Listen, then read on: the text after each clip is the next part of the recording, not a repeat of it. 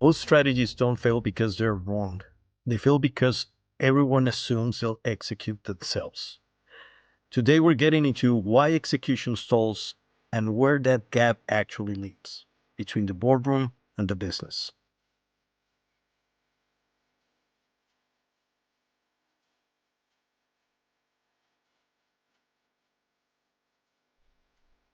Well, it rarely breaks at the point of planning. Most leadership teams are generally capable of building a sound strategy. It breaks in the transition layer between what leadership decided and what the organization understood. A strategy document doesn't travel on its own. It gets reinterpreted at every level it passes. And by the time it reaches the people actually doing the work, it's someone's interpretation of an interpretation. Nobody designed it to fail, but also nobody's verifying it didn't.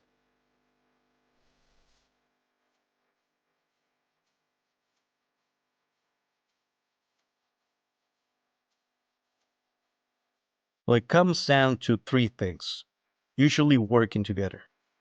First, everyone's still wearing their functional hat in the room and walks out with a different version of the same conversation. Second, there's a lack of courageous contradiction. Disagreement goes underground instead of getting resolved. Third, the communication process itself is weak.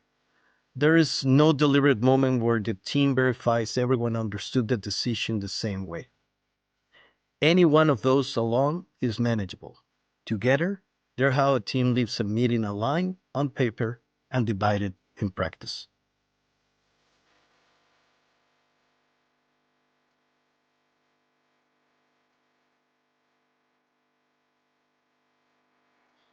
So structural misalignment lives in the functional dimension.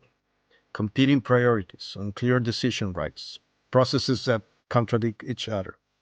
Behavioral misalignment, on the other hand, lives on the relational dimension. People who go quiet or who agree in the meeting but resist outside of it. Most teams focus their diagnosis on the strategic or operational argument and miss the relational one entirely. And treating a behavioral problem structurally almost always make it worse. You end up redesigning a process when the real issue was that someone never felt safe enough to say what they actually thought.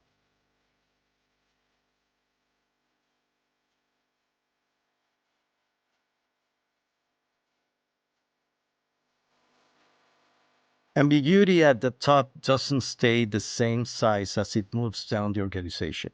It multiplies. A small gap in clarity at the executive level might mean two interpretations. By the time that ambiguity reaches operational teams, you don't have a vague direction anymore. You have a complete loss of momentum because people are now spending energy figuring out what they're supposed to be doing instead of doing it. Clarity isn't a nice to have for the speed, it's the entire mechanism.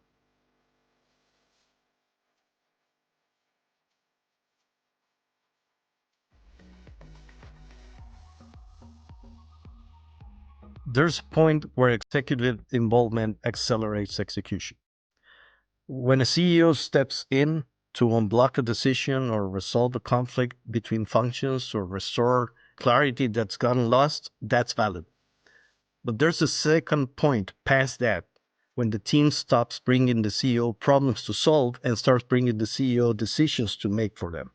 That's not intervention anymore. That's the CEO replacing the team's accountability with their own. Most organizations never teach leaders to recognize when they cross that line because the short term both look the same. The CEO is in the room, engaged and making things happen. Thank you very much for watching this video. If you want to get in contact and have a deeper conversation, you can locate me on LinkedIn or reach us our website in Morphing. That's www.morphing.guru. And we will be glad to get in touch with you and see how we can help.